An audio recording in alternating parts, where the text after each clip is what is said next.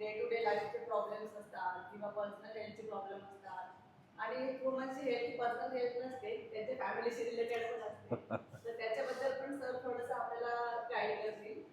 त्यात न्यूट्रिशनचं ते कव्हर करतील, परत आपलं गट जे आहेत प्रॉब्लेम्स त्याच्याबद्दल थोडंसं कव्हर करतील. आणि हे सगळं ऐकायला तर आपल्याला सगळ्यांना आवडतंच, कारण की ते अनलिमिटेड असतात, ते ऐकतच बसत असतात. सर मी सरला वेलकम करते sir. Thank you so much.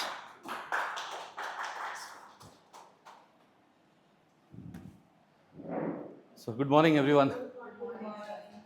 सो अपन लेट चालू केलं आहे. ऐसा कोई है जिसको मराठी बिल्कुल समझ में नहीं आती? मराठी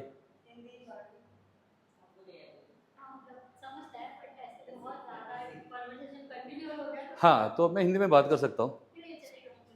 हाँ, तो कोई भी चलेगा, मुझे भी तीनों लैंग्वेज चलेंगे. अब बस आपका कन्वीनियंस देखिए आप, और कुछ नहीं. सो चालू तो लेट किया है, लेकिन हम लोग अभी अगर शुरू करते हैं तो we will take only 45 minutes. जब मुझे जो बताना है, मैं कुछ सोच के आया हूँ तो वो बताऊँगा. उसके बाद हम कुछ Q&A करेंगे. मतलब आपके कुछ ना कुछ सवाल होंगे, या हम जो बात करेंगे उससे कुछ सवाल आएंगे, तो उन सवालों के साथ बात करेंगे. अभी मुझे बहुत सारे लोग जानते हैं यहाँ पे, लेकिन आप कुछ लोग जानते नहीं हो. जैसे अभी संगीता गौरव है, तो उनके साथ मैंने काम किया है उनके हेल्थ पे, है ना. बाकी शीतल, नीलिमा, गौरव, ये सब जानते हैं. सो बेसिकली मेरा नाम अमित कुंभार है. मैं born and brought up Poona से हूँ. और मेरी माँ है ना 2006 में ना कैंसर से गुजर गई. उस समय जब कैंसर डायग्नोस हुआ था, तो हम लोगों ने नहीं, इमीडिएट हम क्या करते हैं, एलोपैथी को अप्रोच करते हैं. और एलोपैथी अप्रोच करने के बाद 2 महीनों कुछ फ़र्क नहीं लगा, मतलब कुछ इम्प्रूवमेंट नहीं दिखा. तो हम किसी ने बोला हमें कि आयुर्वेदिक ट्राई करो, फिर किसी ने बोला होम्योपैथिक ट्राई करो. तो सब कुछ किया. 6 महीनों में मेरी माँ गुजर गई. तो उस समय मैंने बेसिक रिसर्च चालू किया कि यार इतना सारा एक्सपर्ट लोगों को ना हायर किया, हमने फ़ीस दिया, तो क्यों नहीं ठीक कर पाए. तब समझ में आ गया कि ये चारों फील्ड है, एलोपैथी, आयुर्वेदा, होम्योपैथी, नेचुरोपैथी, ये चारों फील्ड है ना, किसी भी बीमारी के जो सिम्टम्स है उसके ऊपर काम करते हैं. मतलब उसका जो रूट कॉज होता है ना हर एक बीमारी का, उसके ऊपर कोई काम नहीं करता है. और फिर देखा कि उनके वो पढ़ाई का लिमिटेशन है. मुझे पहले लगा कि वो डॉक्टर स्मार्ट नहीं है, फिर बाद में समझ में आ गया कि वो फील्ड का कुछ लिमिटेशंस है. तो फिर उस समय जब पढ़ाई की तो समझ में आ गया कि एक पांचवा फील्ड है, उसका नाम है न्यूट्रिशन साइंस, जो किसी भी बीमारी के रूट कॉज पे काम करता है. और अगर रूट कॉज को अगर करेक्ट किया तो सिम्टम्स सारे गायब हो जाते हैं. मतलब वो जो बीमारी है वो कम्प्लीटली रिवर्स हो जाती है. तो उस समय फिर मैंने इंडिया में एक टॉप इंस्टीट्यूट है, K11 academy of fitness sciences, वहाँ पे पढ़ाई की. और वो जो बेसिक फाउंडेशनल अंडरस्टैंडिंग होता है न्यूट्रिशन का, उसके माध्यम से पेशेंट्स देखना चालू किया. जैसे जैसे पेशेंट्स आए, पढ़ाई की, और अभी मुझे टोटल 20 साल हो गए मैं न्यूट्रिशन प्रैक्टिस करता हूँ. फिर लॉकडाउन में 2019 में लगभग हमने कंपनी चालू की, क्योंकि सारे सारी चीज़ें बंद हो गई. तो करना क्या है, सारा मेरा तो फिजिकल काम था. तो मैं और मेरे जो कोच है ना, विभोर सूरी करके, तो हम दोनों ने मिलके कंपनी चालू की. हमने मेरा जो नॉलेज था उससे एक कोर्स बनाया, ताकि जो लोग फिटनेस में करियर बिल्ड करना चाहते हैं तो उनको ये एक्सेस मिलता है. और अभी हमारा एक 350 कोचेस का टीम है टोटल. और कंपनी का नाम है वेलनेस एटलस, है ना. तो हम लोग ग्लोबली काम करते हैं, बहुत सारे कंट्रीज़ में है. और जो 3.5 से कोचेस है, ये इंडिया और इंडिया के बाहर भी है. ये सारा काम हमने शुरू किया था ऑनलाइन ही, और ये काम भी होता है ऑनलाइन ज़्यादा, है ना. तो अभी लॉकडाउन चला गया, पूरी दुनिया ओपन हो गई है, तो we try to do lot of physical sessions जितना कर सकते हैं. तो ये सारे इन 20 सालों के करियर में मैं अभी डायबिटीज़ पूरी तरह रिवर्स करता हूँ. मतलब अगर एक HbA1c अगर 12 है ना, तो उसको 3 महीनों में हम लोग 5 पे लाते हैं, विथ जस्ट लाइफस्टाइल चेंजेस, है ना. अभी जो सबसे कॉमन बीमारी आप देखोगे ना दुनिया भर में किसी भी लोगों में, तो ये सारे लाइफस्टाइल से कनेक्टेड है. मतलब ऐसा कोई नहीं कि कोई वायरस आ गया, उसने आपको काट लिया तो डायबिटीज़ हो गया, ऐसा कुछ भी नहीं है ना. तो ये सारा लाइफस्टाइल रिलेटेड है, इसलिए लाइफस्टाइल पे काम करके इसको करेक्ट कर सकते हैं. ठीक है. सो मैं आज बात करूँगा, मैं बहुत शॉर्ट में बात करूँगा, लेकिन गोल ये है कि बीमारी समझने के बजाय हम सोल्यूशन समझने में थोड़ा समय बिताएंगे, है ना. देखा जाए तो आज वुमेंस हेल्थ के इस सेशन पे मैं चाहता था कि बहुत सारा डिटेल्स आप लोगों को समझ में आ कि होता क्यों है. लेकिन मैंने सोचा कि यार इसके बजाय हम सोल्यूशन पे बात करें, क्योंकि क्या क्या होता है आप लोग जानते ही हो, है ना. एक फीमेल जो सारे लाइफ स्टेजेस से जाती है, जैसे पहला लाइफ स्टेज आता है प्यूबर्टी, उसके बाद आता है कि जब कंसीव करते हैं तो प्रेगनेंसी आती है, उसके बाद लैक्टेशन फेज होता है, फिर मेनोपॉज होता है। तो सारे स्टेजेस में ना क्या होता है, शरीर है ना बहुत सारे बदलावों को फेस करता है। और इस समय क्या होता है, अगर आपको पता है कि क्या करना है तो आप प्रिपेयर रहते हो या कुछ कर पाते हो, नहीं तो हम जनरली क्या करते हैं, ऐसी चीज़ें करते हैं जिससे कुछ फ़ायदा नहीं होता है। और दुर्भाग्य ये है कि जो मेडिकल साइंस का जो अप्रोच है या जो भी अलग अलग साइंस है, तो उनको भी पता नहीं है कि होता क्या है रूट कॉज। तो क्या होता है, सिर्फ सिम्टम्स पे काम होता है। और उससे क्या होता है कि जो इम्प्रूवमेंट होना चाहिए, देखा जाए तो ये सारे लाइफ स्टेजेस इसलिए बनाए नहीं थे भगवान ने कि आपको सज़ा दे, लेकिन हम देखा जाए तो अगर पता नहीं तो सज़ा जैसे ही जी रहे हैं ना हम लोग। मतलब जब प्यूबर्टी आती है तो अच्छा है, मतलब लड़की बड़ी हो गई या मैच्योर हो गई, लेकिन जब पीरियड्स रेगुलर नहीं आते तो बहुत तकलीफें होती है ना। मूड स्विंग्स तो इतने सारे होते हैं। तो इस सारे चीज़ों को लेके हम लोग बात करेंगे, लेकिन आप लोगों को सवाल पूछने, मतलब मैं नहीं चाहता कि एक वन वे वाला नहीं क्या कॉन्वर्सेशन हो जाए, मैं बात कर रहा हूँ, शायद आप लोगों को जगाने की कोशिश कर रहा हूँ मैं, ऐसा नहीं होना चाहिए, है ना। तो बीच बीच में आप सवाल कीजिए, थोड़ा बात करेंगे, ताकि सारा अगर कवर नहीं होगा, लेकिन आप लोगों के आपके दो सवाल है, आपके दो सवाल है, अगर इन दो सवालों के भी अगर जवाब आप लेके गए तो मुझे खुशी क्या है कि आप आए थे जिसके लिए, तो मिल गया ना आपको, चलेगा ना। सो समझना क्या पहले कि ये दुनिया चलती कैसी है, क्योंकि अगर हमको समझ में नहीं आया ना कि फार्मा का रोल हमारे ज़िंदगी में क्या है, ये फार्मा किस तरह बना है, ये तो फिर हमें समझ में नहीं आएगा कि जो चल रहा है आसपास वो चल कैसे रहा है। मतलब फॉर एग्जांपल रॉकरफेलर नाम का एक बिलियनर था लगभग 1850s में। तो वो बंदा ना पहले केमिकल्स में डील करता था, परफ्यूम्स में डील करता था, उस समय का बिलियनर था वो। और उसको कहीं तो समझ में आ गया कि कुछ सिंथेटिकली कुछ दवाई बनाते हैं, अगर वो जाते ही अच्छी तरह तो बहुत बड़ा एक इंडस्ट्री खड़ा हो सकता है। लेकिन अब ये सिखाएगा कौन, बनाएगा, मतलब बनाएगा खुद ही, लेकिन सिखाएगा कौन। तो उसने जो डॉक्टर पदवी होती है ना, मतलब एक आदमी बोलता है ना मैं डॉक्टर हूँ, तो जो पढ़ाई है ना, तो ये रॉकरफेलर ने चालू की थी। देखा जाए तो पहले ज़माने में इतने सालों से हमारे यहाँ पे जो ट्रीटमेंट होता है किसी भी बीमारी के लिए, तो उसको बोलते हैं कन्वेंशनल मेडिसिन। मतलब पेरेंट्स ना बच्चों को सिखाते हैं और ऐसा आगे वो बढ़ते जाते हैं। अगर किसी ने इंटरेस्ट लिया तो वो पूरा विलेज का देखता है जनरली, नहीं क्या, उसको बोलते हैं वैद्य बोलते हैं या डॉक्टर ही बोलते थे। तो लेकिन जैसे जैसे एजुकेशन सिस्टम चेंज हो गया और ये सब्जेक्ट निकला, तो पेरेंट्स बच्चों को बताना भी बंद कर दिया, वो आगे बढ़ा ही नहीं। और उनका गोल भी था कि यार सिर्फ एलोपैथी ही प्रैक्टिस हो। तो उस समय उन्होंने सोचा था कि किसी और फर्टर्निटी का जो पढ़ाई है, जैसे कन्वेंशनल मेडिसिन है, आयुर्वेदा है, होम्योपैथी है, तो उनको बढ़ावा देना नहीं है करके वही उनका गोल था। अब ये जो मैं बोल रहा हूँ ना, ये सारे किताबों में बहुत अच्छी तरह दिया भी है। ये किताब है बहुत पॉपुलर फिलहाल, तो इसका नाम है कोविड-19 लाइज। मतलब मूविंग बियॉन्ड द कोविड, मतलब कोविड-19 में जो हमें झूठ बोला गया था ना कि वायरस आया है वगैरह वगैरह, तो उसमें ये सारे सच्चाई दी है। ऑथर का नाम है डॉक्टर ब्रायन आर्डिस, और उन्होंने जो लिखा है उसके साथ कुछ रिसर्च पेपर भी है, हार्वर्ड के, स्टैनफोर्ड के, है ना। और सीडीसी करके एक बॉडी है, CDC, centre of disease control, जो जो भी वो लोग पब्लिश करते हैं, सारी दुनिया के जो एलोपैथी या मेडिसिन प्रैक्टिस करने वाले उसको फॉलो करते हैं। तो वो सीडीसी भी एक्चुअली यूएस में बैठा है, और वहाँ पे कोई डॉक्टर्स नहीं है, वो बड़े बड़े कंपनियों के फार्मा के जो ओनर्स हैं ना, वो उस बॉडी पे बैठे हैं। तो समझना क्या है कि ये जो मेडिसिन हमारे लाइफ में आया है ना, अभी आप मुझे खुद देखिए, आपके आसपास आपके घर में कोई ना कोई होगा जिसको कोई ना कोई बीमारी होगी या डिजीज़ होगा या तकलीफें होगी, और वो लोग ना कुछ मेडिसिन भी खा रहे हैं। आपको पता है कि क्या होता है उससे, मतलब कितना ठीक होता है। मतलब मैंने तो कभी सुना नहीं है कि किसी बंदे को अगर डायबिटीज़ होता है और वो डॉक्टर के पास जाता है और डॉक्टर बोलते हैं कि डोंट वरी, ये तुम 1 महीना ले लो, आपका डायबिटीज़ पूरी तरह ठीक हो जाएगा। ऐसा कभी होता ही नहीं है।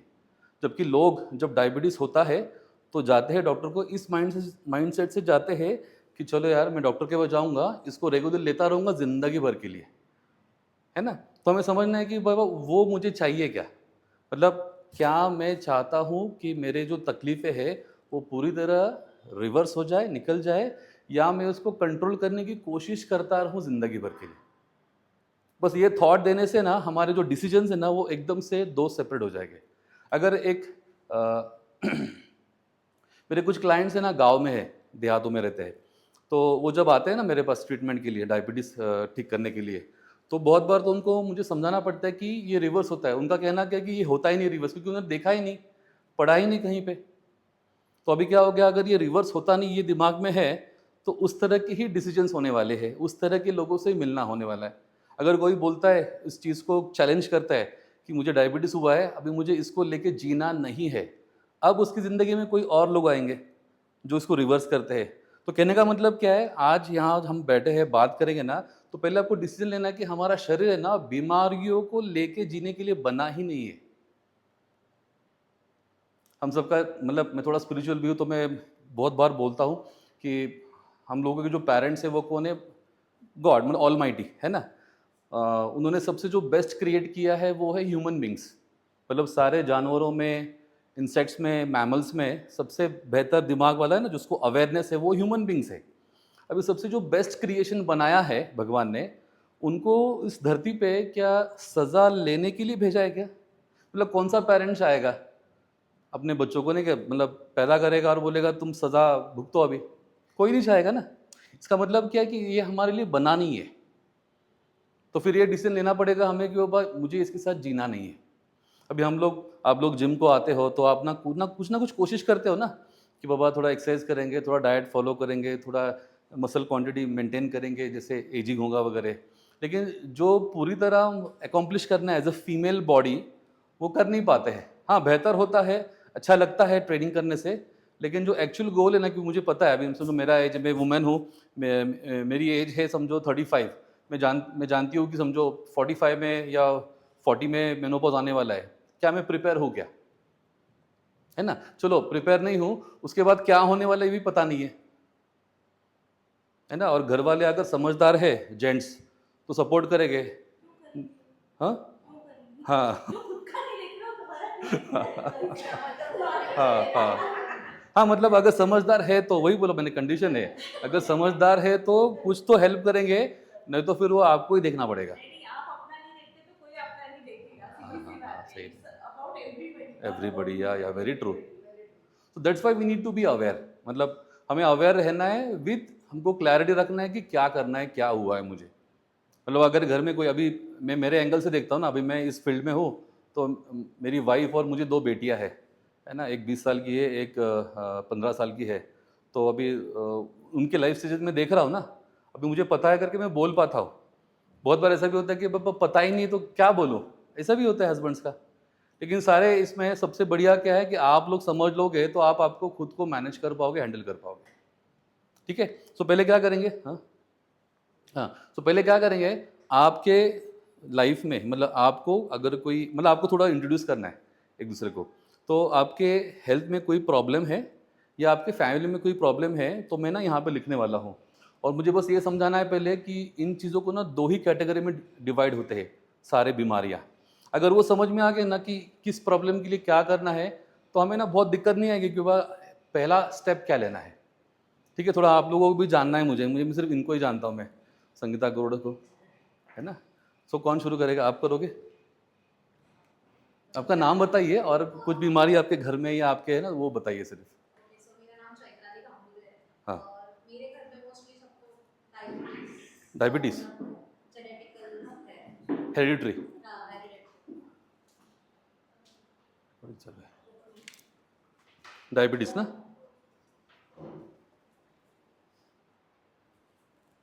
ठीक है। और फैमिली में है? हाँ, हाँ, मदर एंड फादर। दोनों को है ना। तो वो दिमाग में होता है ना कि शायद मुझे हो सकता है ना, वो एक थॉट होता है, राइट। आप मेरा नाम प्रतीक्षा है। फैमिली फोटो कैमरा में कई बात ऐसी जहाँ थायराइड है हाँ और काफ़ी बढ़ता रहता है। मेडिसिन चल रहा है बट कभी मेंटेन रहता है फिर वो हाइक हो जाता है। अच्छा, ऐसा है। यूरिक एसिड भी मेरा ओके। तो थायराइड है, इसको बोलते हैं हाइपोथायराइड, हाँ हाई होता है। और यूरिक एसिड है, ओके।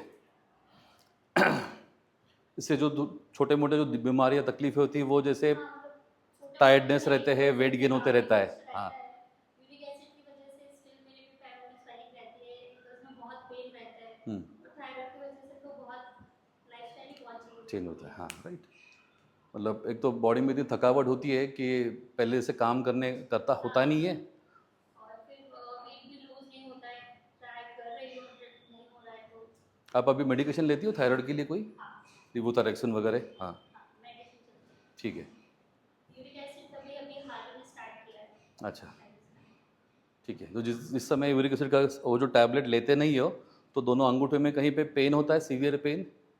मतलब अभी ऐसे तक अभी तो तक नहीं है? एंकल में बहुत रहता है। एंकल में रहता है, ओके हाँ वही है। ठीक है। तो ये मेरे फादर को भी है। यूरिक एसिड वाला? हाँ अच्छा तो ये ठीक है। आपको किस रेंज में आता है यूरिक एसिड? मेरा हमेशा टाइम था मैडम आप ऐसे बैठोगे ना, सब आपको देखेंगे, मुझे नहीं देखेंगे पीछे। थोड़ा आप ऐसे बैठिए ना। हाँ हाँ चलेगा चलेगा, हाँ यहाँ पे जाओ। नहीं that's okay. आएगी। हाँ मेरा ना तुझे तो लंबा है, मतलब मुझे अभी पीसीओएस है हाँ। और फैमिली में मतलब डैड को बीपी का प्रॉब्लम है। बीपी का, ठीक है। तो घर में बीपी है,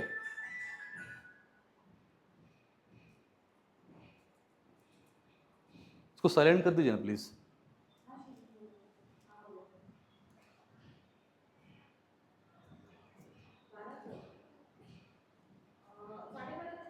मैडम आप बाहर जाके बात कीजिए ज़रा, मुझे मैं पौना घंटा लेना है, मुझे लेट हो गया ऑलरेडी। संगीता मैडम, फैमिली में कुछ है जो आपको लग रहा है कि बताना चाहिए? अच्छा, और ओके ठीक है, हाई बीपी है, फैमिली में रन हो रहा है, ठीक है। और किसी को शेयर करना है? तो डायबिटीज़ है, हाँ। फैमिली में है या घर में और किसी को भी है? सिबलिंग्स को है, ओके ठीक है। शीतल घर में कोई है ऐसा बीपी? वही है, ठीक है। नीलिमा मैडम? डायबिटीज़, ठीक है। देखो अभी ये ना बीमारी को थोड़ा समझते हैं। दो टाइप्स की बीमारी होती है, एक होता है इसको बोलते हैं क्रोनिक और एक होता है एक्टिव, है ना। अब ये सारे जो बीमारी है ना, ये सारे क्रोनिक में आते हैं, ये है ना, जिसका कनेक्शन लाइफस्टाइल से है। और एक्टिव मतलब क्या है, कोई भी तरह का इन्फेक्शन होता है ना, उसको बोलते हैं एक्टिव। एक्टिव मतलब अभी हुआ, अभी उसका असर होता है। अभी ये डायबिटीज़ जो है ना, इसका जो रूट कॉज है ना, वो है इंसुलिन रेजिस्टेंस। उसको होने के लिए 8 से 12 साल लगते हैं। मतलब पिछले 6 महीने में आपने किस तरह खाना खाया है वो बताएगा नहीं कि डायबिटीज उसकी वजह से हुआ है कि नहीं। हमारा पिछले 8 से 12 सालों से जो तरीका है खाने का, वो तय करता है कि डायबिटीज होगा या नहीं होगा, है ना। इसका मतलब क्या है, ये सडनली नहीं होता है, इसको बोलते हैं क्रोनिक। बोलते हैं क्रोनिक मतलब बहुत समय से कुछ तो हम लोग डैमेज कर रहे हैं या कुछ रूट कॉज जनरेट कर रहे हैं, उसका रिजल्ट अब आया है। अभी ये क्रोनिक है, होने के लिए समय लगता है, तो जाने के लिए भी थोड़ा समय लगेगा। अभी देखिए इन्फेक्शन में क्या होता है, आपको इन्फेक्शन हो गया, फीवर आता है, बॉडी में चेंजेस आते हैं, टेम्परेचर बढ़ता है, तो डॉक्टर के पास गए, दवाई ले लिया, ठीक हो गया, सबसे बेस्ट। यहाँ पे ना डॉक्टर के पास ही जाना है। एक्टिव बीमारी के लिए डॉक्टर के पास जाना सही है। या कैजुअलिटी मतलब एक्सीडेंट हो गया, हड्डी टूट गया, गिर गए, हाथ टूट गया, इमीडिएटली डॉक्टर के पास जाना है। वो क्रोनिक नहीं है, एक्टिव है ना। तो इसके लिए हमको समझना है कि कुछ तो बदलाव करना है हमें लाइफस्टाइल के लिए। अभी सोच के देखिए कि इन सारे चीज़ों के लिए हम यहाँ आ जाते हैं, है ना, और हमको पता भी है कि कुछ होता नहीं है, लेकिन फिर भी हम जाते हैं।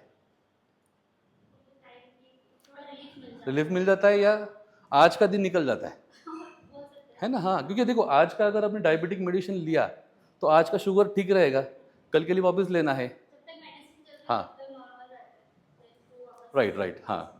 लेकिन हमको यहाँ पे डिफ्रेंशिएट क्या करना है, अगर आप लोग आज आए हो तो आज समझ के क्या जाना है कि बाबा मुझे किस चीज़ के लिए कहाँ जाना है।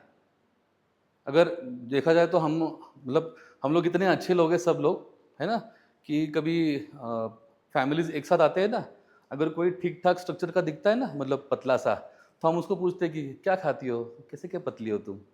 देखा जाए तो वो क्वालिफाइड नहीं है, शायद वो कुछ करते भी नहीं होगी, लेकिन हमको पता ही नहीं है कि किसको पूछना चाहिए या कहाँ जाना चाहिए। बस वो समझना है पहले। अभी अगर ये लाइफस्टाइल रिलेटेड है तो यहाँ पे लाइफस्टाइल में ही चेंज करना है। तो लाइफस्टाइल में कौन से फैक्टर्स है कि जो आपके हेल्थ पे इम्पैक्ट करते हैं, कौन से फैक्टर्स है? सबसे पहला आपका होगा, फर्स्ट पिलर है आपका फूड। जो सब दुनिया कॉन्शियस है कि डाइट करना चाहिए, डाइट करना चाहिए, लेकिन सिर्फ डाइट करके लोगों को अपना गोल अचीव हुआ है क्या? नहीं हुआ है ना? अभी डाइट भी इतने प्रकार के हैं कि कौन सा सही है पता नहीं है ना? मतलब अगर आपके घर में समझो चैत्राली ना, चैत्राली के पेरेंट्स समझो दीक्षित डाइट कर रहे हैं, तो वो उसको और सोचने देंगे नहीं, "अरे दीक्षित तू पण कर, मतलब तू भी वही कर।" ऐसा होता है ना, मतलब जिस तरह का इंसान आता है ना, वैसे हम इन्फ्लुएंस हो जाते हैं। जबकि कुछ सही नहीं है, गलत नहीं है, हमको देखना है कि मेरा प्रॉब्लम जो है उसके लिए क्या सही है। मतलब दीक्षित डाइट गलत नहीं है या कोई और डाइट गलत नहीं है, हमको पता करना है कि बाबा उससे मेरा प्रॉब्लम ठीक होने वाला है क्या। ठीक है। सेकंड क्या है, अभी फूड में क्या आएगा मैं बात करूंगा। सेकंड क्या है आपका, मूवमेंट ना। मूवमेंट में क्या आएगा, मतलब हम लोग ना बने हैं एज अ ह्यूमन बीइंग, बाइपैड्स है हम लोग। बाइपैड्स मतलब भगवान ने जब हमको बनाया ना, तो हमको गोल दिया था कि इस शरीर को अच्छा रखने के लिए ना 2 पैरों पे चलना है, बहुत चलना है। हम लोग ना ट्रैवल करने के लिए भी बने नहीं है।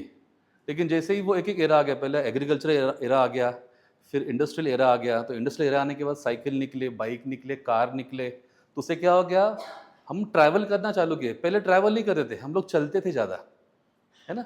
उसके बाद फिर एक एक एरा आ गया, 1970 में फूड इंडस्ट्री ग्रो होना चालू किया, तो हमारे पास इतना अबंडेंस ऑफ फूड अवेलेबल हो गया कि हम लोग है ना भूख नहीं फिर भी खा सकते हैं, ऐसा हो गया लाइफ।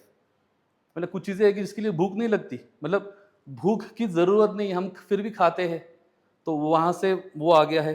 फिर 1990s में टेक्नोलॉजी एरा आ गया, इंटरनेट आ गया, तो उस समय क्या होगा कि सारा काम एक जगह बैठ के, एक बॉक्स के सामने बैठ के होना चालू हो गया, तो क्या हो गया, और मूवमेंट कम हो गया, है ना। सो फिर इससे क्या हो गया कि हमारे मूवमेंट कम होने से क्या हो गया, हम लोग जिस तरह से डिज़ाइन किए गए ना, वो सारा खराब होना चालू हो गया। अभी मूवमेंट का क्या कनेक्शन है, हम जो पैरों में अभी ये जो है ना, ये भी मॉडर्न ज़माना, मतलब शूज़ पहनने के लिए हम लोग बने ही नहीं थे।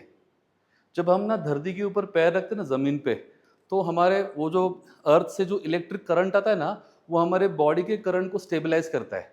लेकिन जब ये पहनता हूँ तो मेरा करंट स्टेबलाइज नहीं होगा। एक्चुअली ये अगर समझो रबर का है, जैसे ना आजकल क्रॉक्स बहुत डालते हैं लोग, सबसे डेंजरस टॉक्सिक मटेरियल से बनता है वो। तो क्या होगा, अभी वो मैं पहनूंगा, घर में हम लोग स्लीपर पहनना चालू करते हैं, वो रबर और पीवीसी है। उससे क्या होगा कि हमारे बॉडी का जो करंट है ना, वो और इम्बैलेंस हो रहा है। जब तक हम ना अर्थ से कनेक्टेड है ना, तब तक हमारा बॉडी का जो करंट है ना, वो स्टेबलाइज होता है। हमारे बॉडी में करंट काम करता है। अभी ये जो उंगली है, मुझे मूव करना है, तो मेरा ब्रेन है ना, इस मसल्स को ना नर्व्स के माध्यम से करंट पास करता है, ताकि वो मूव होता है। अब सोचो, वो करंट ही बॉडी में जो पास हो रहा है, इवन हमारा बॉडी 70% पानी से बना है, तो पानी एक अच्छा मीडियम है करंट के लिए, इलेक्ट्रिसिटी के लिए। तो हम लोग उसको क्या कर रहे हैं, खराब कर रहे हैं। थर्ड क्या है आपका, टॉक्सिसिटी।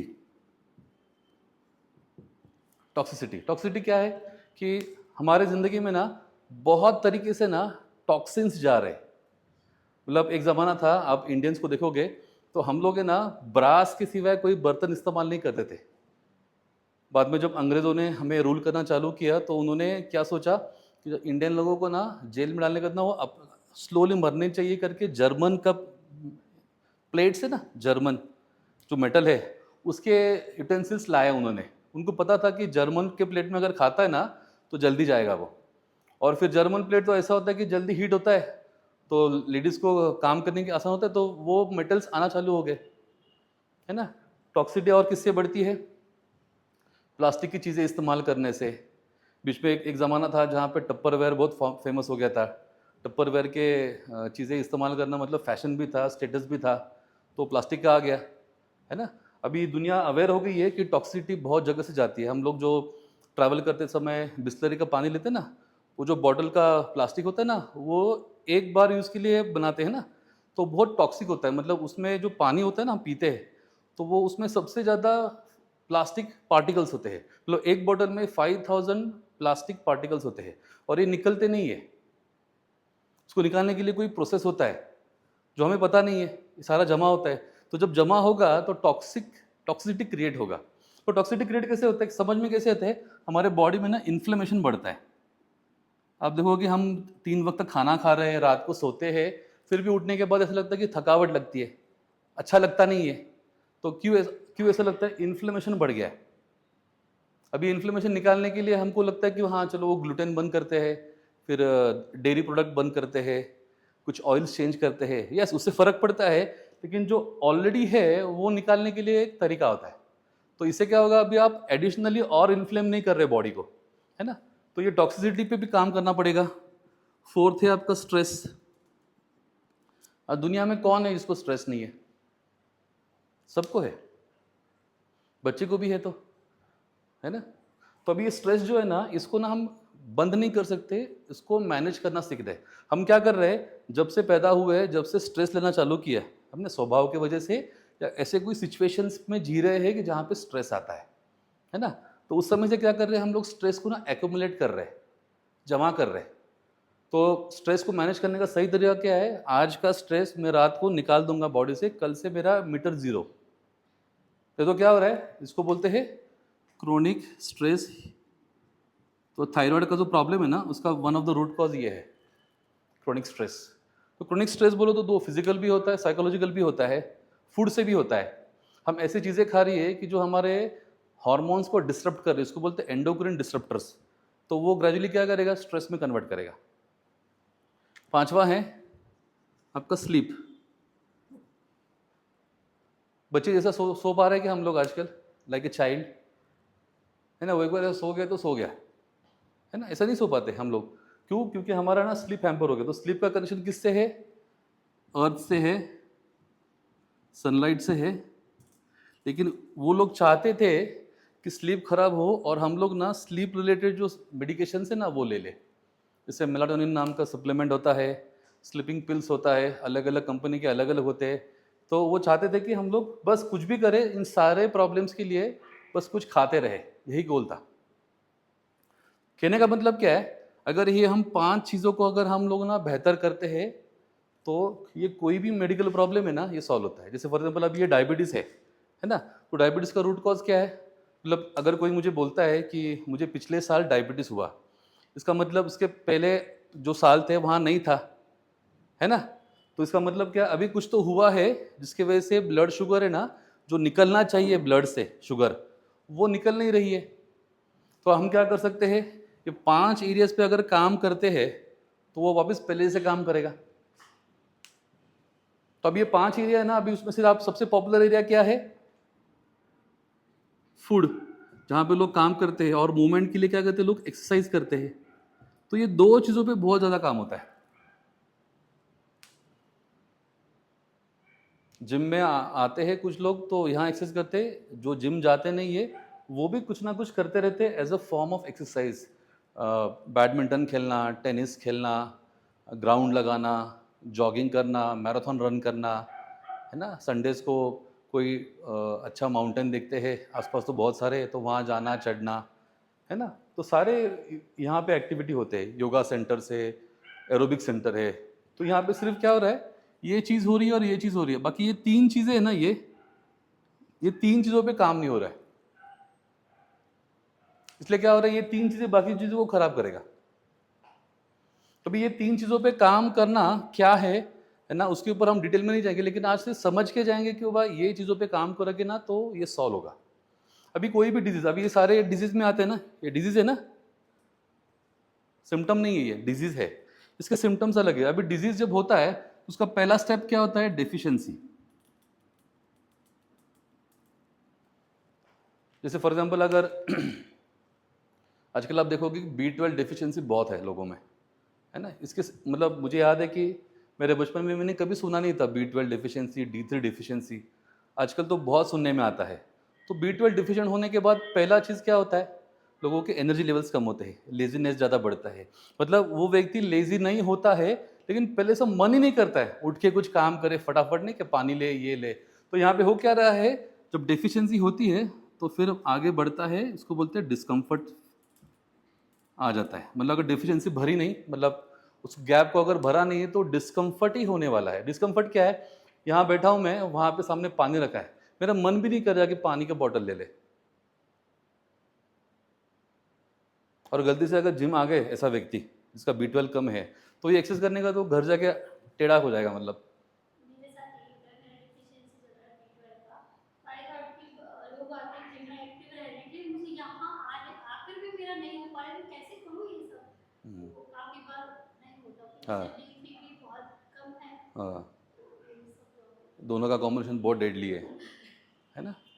आपको पता है ये सारे बीमारी है ना, ये कोई भी पेशेंट है ना 100% ले लेगा रैंडमली, ये और सारे लोगों का D3 और B12 चेक किया ना तो वो 20 से भी कम होता है। जो 100 होना चाहिए ना D3, वो 20 से कम होता है, और B12 जो होना चाहिए 911 होना चाहिए, वो लोगों का लेस देन 150 है। इसका मतलब क्या है, ये डिजीज होने से पहले शुरुआत तो हो गई थी डिफिशियंसी की, डिस्कम्फर्ट आना चालू हो गया। अभी डिस्कम्फर्ट के बाद भी अगर कोई बदलता नहीं है तो उसको बोलते हैं डिसऑर्डर। तो B12 अगर बहुत समय से कम है तो डिसऑर्डर क्या होता है कि B12 ना हमारी कॉग्निटिव फंक्शन को ना कंट्रोल करता है। मतलब कोई भी बात अगर कोई बोल रहा है उसको समझना, उसको रजिस्टर करना, और जब चाहे तब ना रिकॉल करना, है ना। अब ये सिर्फ पढ़ाई करने वाले लोगों के लिए ज़रूरी है क्या? रोज़ का काम कर तो कितना ज़रूरी है ना। सोच के देखिए, अगर चीज़ें याद रहती नहीं, कितना डिसअपॉइंट, कितना फ्रस्ट्रेट होता है आदमी। मतलब कल भी वही गलती हुई, आज भी वही हो रही, क्योंकि कल जो गलती की तब याद ही नहीं रहा कि आज वो याद रखना है ना। ऐसा हो रहा है ना। हम लोगों को सबसे बड़ा साइकोलॉजिकल स्ट्रेस कब आता है? जब हम ऐसे एरिया में काम करते हैं जहाँ याद रखना बहुत ज़रूरी है, कि रोज़ अपडेट होती है चीज़ें, है ना। बच्चे तो, घर में बच्चे हैं, बच्चे कैसे बोलते हैं, स्कूल से आएंगे ना तब नहीं बताएंगे क्या चाहिए, स्कूल जाते समय बताएंगे मुझे ये चाहिए था, कल बोला था। उनको भी याद नहीं, हमें भी याद नहीं, है ना। तो अभी करना क्या है कि ये डिसऑर्डर को अगर ठीक करना है तो उस डेफिशिएंसी को पहले ब्रिज करना है। अभी चलो यहाँ तक आए, अभी भी कुछ नहीं हुआ, कुछ किया नहीं बंदे ने, तो फिर डिजीज होना चालू होता है। यहाँ पे फिर हम लोगों को ना ये सारी चीज़ें समझ में आती है कुछ मेडिकल रिपोर्ट्स करके, डॉक्टर के पास जाके। लेकिन देखा जाए तो भगवान ने इतनी ब्यूटीफुल बॉडी बनाई है कि यहाँ आने से पहले कितने स्टेजेस पे हमको ना समझने का मौका था। अभी हमारे सोसाइटी में या हमारे कल्चर में ब्लड रिपोर्ट्स करना बहुत कॉमन नहीं है। मतलब मैं अभी 20 सालों से पेशेंट्स देखता हूँ, मैं क्लाइंट्स देखता हूँ, अगर किसी को मैंने ब्लड रिपोर्ट्स करने के लिए बोला ना, अगर उसको आदत नहीं है तो पहला उसका आंसर क्या आता है, अरे नहीं करना है मुझे, अगर कुछ पता चल गया तो। मतलब डरते हैं लोग। मेरा कहना क्या कि पता करने के लिए तो हम कर रहे हैं ना ब्लड रिपोर्ट्स। अगर मुझे यहीं पे कुछ समझ में आता है, पकड़ में आता है डेफिशिएंसी में, तो यहाँ मैं बता सकता हूँ किसी को भी, हम कुछ ना कुछ कर सकते हैं। लेकिन लोग यहाँ आने के बाद जब बहुत तकलीफें होने के बाद जब डॉक्टर के पास जाते हैं, डॉक्टर वही बोलता है ये ब्लड रिपोर्ट्स करके आओ, है ना। सेम कैसे कि बाबा ये सब करते समय ना एक बेसिक जो बहुत पॉपुलर गोल जो होता है फैट लॉस, इसमें भी ये बहुत बड़ा रोल प्ले करता है। अभी देखिए फैट है ना, गेन जो होता है ना, बॉडी में फैट स्टोर करने का काम है ना, इंसुलिन नाम का हार्मोन करता है, जो डायबिटीज में बहुत ज़्यादा बनने से डायबिटीज होता है ना। अभी फैट रिमूव करने वाला हार्मोन है, उसका नाम है ग्लूकागॉन। और ये दोनों हार्मोन एक ही जगह पे बनते हैं, पेनक्रियाज में। समझना क्या है कि हमारा बॉडी ना अपोजिट से बना है। मतलब फॉर एग्जांपल अगर मैं कार चलाता हूँ तो मैं तो यहाँ पे एक्सीलरेटर पे पैर रखूंगा या ब्रेक पे रखूंगा, दोनों पे नहीं रखूंगा। दोनों ऑपोजिट से ना, एक एक्सीलरेट करेगा एक ब्रेक करेगा। वैसे हमारा बॉडी में जो पेनक्रियाज है वो जब फैट स्टोर करने वाला हार्मोन अगर बनाता है तो फैट रिमूव करने वाला हार्मोन बनेगा ही नहीं। तो बॉडी तो कंफ्यूज हो जाएगा। आपकी बॉडी में इंसुलिन बन रहा है जो बता रहा है फैट स्टोर करो, और दूसरी जगह पे ग्लूकागॉन बन रहा है फैट निकालो, तो ब्रेन तो कंफ्यूज होएगा कि करना क्या है। तो ऐसा बनाया नहीं है ना। आप या तो बैठे हो या खड़े हो, दोनों हो सकता है क्या? नहीं होगा ना, वैसे ही है। तो अभी अगर यहाँ पे जो हमें चाहिए ग्लूकागॉन बने फैट लॉस के लिए, तो हमको क्या करना पड़ेगा? अभी तो बन नहीं रहा है ना। अगर ग्लूकागॉन बन रहा है तो फैट तो फटाफट निकलना ही चाहिए, उसका काम ही वही है। तो अभी ग्लूकागॉन बनने के लिए करना क्या पड़ेगा? आप जानती हो, सोचो आप, चैत्राली क्या करना पड़ेगा? नहीं, ये ग्लूकागॉन बनने के लिए इंसुलिन बंद होना चाहिए बस, है ना। मतलब सिंपल है ना। लेकिन हमारा खाना और हमारे जो 5 ये फैक्टर्स है ना, ये सारा इंसुलिन ट्रिगर कर रहे हैं। सही बताया, लेकिन एक बीच का स्टेप था कि ग्लूकागॉन बनाने के लिए इंसुलिन बंद होना चाहिए। तो फिर अभी डाइट जब डिजाइन करते हैं तो किस माध्यम से होने चाहिए कि इंसुलिन का जो बनना है, स्पाइकिंग बोलते हैं इसको, वो कम होना चाहिए। तो ग्लूकागॉन बनने के लिए जगह हो गया। एक्चुअली ग्लूकागॉन बनने के लिए कोई ना फूड नहीं है कि ये खाओ ग्लूकागॉन बनेगा। भगवान ने बनाया कैसे? आप ऐसा खाना खाओ जिससे इंसुलिन कम बनता है, तो अपने आप ग्लूकागॉन बनेगा। अभी ग्लूकागॉन आपका बनता भी रात में। अब जब रात को समझो 9 बजे खाना खाते हो, है ना, और दूसरे दिन सुबह कितने बजे खाते हो, समझो 9 बजे, 12 घंटे का जनरली होता है नॉर्मल। तो 9 बजे खाना खाया तो अगले 4 घंटे के लिए वहाँ से फूड से ना ग्लूकोज आएगा। अब सोने के बाद आपके बॉडी में जो फंक्शन चल रहे हैं, हार्ट चल रहा है, ब्रेन चल रहा है, डाइजेशन चल रहा है, रिप्रोडक्टिव सिस्टम चल रहा है, सब चल रहा है, तो उसको भी एनर्जी चाहिए ना। तो जब फूड से एनर्जी आना बंद होता है तब ग्लूकागॉन बनना चालू होता है और वो लीवर से एनर्जी क्रिएट करता है। लीवर में जो स्टोर्ड एनर्जी होता है ना उसको इस्तेमाल करता है। इसका मतलब कि ये बनता है आपके बॉडी में, सिर्फ वो रात को ही बनता है। हम चाहते हैं कि दिन भर जो बॉडी इंसुलिन बना के फैट स्टोर हो रहा है, बस वो ग्लूकागॉन बनना चालू करे दिन भर, तो अपना काम हो गया। अभी इस केस में क्या होता है, थायराइड केस में ग्लूकागॉन बनने का ना बहुत डिफिकल्ट जाता है, क्योंकि बॉडी का जो थायराइड रिलेटेड प्रॉब्लम, थायराइड एक ना मेटाबॉलिज्म कंट्रोल करने वाला हार्मोन है। मतलब जब थायराइड हार्मोन कम बनता है तो उसको बोलते हैं हाइपोथायराइड। उससे क्या होता है, हमारे मेटाबॉलिज्म मतलब ऊर्जा है ना वो ज़्यादा बनती नहीं, 30% से ड्रॉप होती है। तो जब वो ड्रॉप होती है तो बहुत स्लगिश फील करता है, लो फील होता है। कभी कभी तो दिन शुरू करने के टाइम ऐसा लगता है कि कुछ नहीं करो, है ना। तो अगर इसको जब तक हम सॉल्व नहीं करते रूट कॉज को, तब तक ये बनना चालू नहीं होता है। मतलब इसका मतलब क्या, अगर किसी को वजन कम करना है, फैट लॉस करना है प्रॉपरली, तो पहले जो अंडरलाइंग मेडिकल प्रॉब्लम है ना इसको सॉल्व करने के बाद ही ये ठीक से बनता है। अभी एक डायबिटिक बॉडी है ना, इस केस में क्या होगा, अगर जब तक डायबिटीज सॉल्व नहीं होगा, मतलब इंसुलिन रेजिस्टेंस करेक्ट नहीं होगा, तो बॉडी में ग्लूकागॉन रेगुलरली बनेगा नहीं। तो अभी जैसे चैत्राली के घर में समझो है, अभी मेरे घर में ना मेरे डैड है ना, he died in 2023 and for around 12 years he was having high BP. मेरे घर में भी हाई बीपी का है ना। और generally boys are more prone to high BP, क्योंकि फीमेल के बॉडी में ना एक हार्मोन ज़्यादा बनता है, उसका नाम है ईस्ट्रोजन। तो ईस्ट्रोजन है ना हार्ट को हेल्दी रखता है। कभी आपने सुना एक फीमेल हार्ट अटैक से गई? जनरली हम सुनते क्या है, जेंट्स, है ना। इसका कारण क्या है कि जेंट्स में जो ईस्ट्रोजन हार्मोन है वो 1/10 होता है, बहुत कम होता है ना। तो वो जो हार्ट को प्रोटेक्ट करने वाला हार्मोन ही कम होता है उसमें। फिर क्या होता है कि जेंट्स अभी लाइफ में पैसा कमाने वाला एक्टिविटी स्ट्रेसफुल होता है ना। अभी जो लोग जॉब करें उनको पता है। तो उसमें क्या होता है कि सबसे पहले बीपी होता है एंड देन मॉर्टेलिटी रेट बढ़ता है, मतलब हार्ट अटैक आने का चांस बढ़ता है। अभी मेरे घर में ये था, अभी next year I will be 50 years old. मैंने क्या मैं जानता था कि मेरे फादर को ये था, I am prone to have that, मतलब I am already predisposed to have high BP if I don't take care of my stress and other things. So what I did, I just work on this. No doubt सब पे काम किया, लेकिन इस पर focus रखा मैंने। मैं लाइफ में अभी तक कोई मेडिसिन नहीं ले रहा हूँ, कोई बीमारी नहीं है। ये कर पाया क्योंकि ये 5 एरियाज पे काम किया है। मतलब मेरे फैमिली में ऑलरेडी प्रोग्राम है जो होने का, लेकिन मैं खुद को बचा सकता हूँ। अभी मेरी माँ तो कैंसर से गुजर गई, तो मेरे जीन्स में कैंसर का भी प्रोग्राम है। एक्चुअली हम सबके बॉडी में कैंसर के सेल्स होते हैं, वो जब ट्रिगर होते हैं ना स्ट्रेस की वजह से, वो एक्सपांड होना चालू करते हैं। तो अगर स्ट्रेस या डर नहीं रखा लाइफ में तो ये सेल्स बढ़ते नहीं है। कैंसर सेल्स सबके बॉडी में होते हैं। तो अभी हमको क्या करना है, एक तो हमें पता है कि घर में क्या क्या प्रॉब्लम है, उसके रिलेटेड हमको ये 5 एरियाज में काम करने। अभी आप में से कौन है जिनकी नींद अच्छी है, मतलब अगर बेड में चलेगा तो फटाफट नींद आती है? कौन है? चित्रल नहीं है? आपकी भी नहीं है? आपकी है? नहीं, आपकी तो नहीं है, मैं जानता हूँ। शीतल नहीं है? ऋतुजा? अरे यार सब मेरे जैसे ही। हाँ हाँ, मतलब वही है अच्छी, मतलब है ना। तो आपको क्या समझना है कि आपकी ना कोई तो स्ट्रेंथ है और कोई तो आपकी वीकनेस है, ठीक है।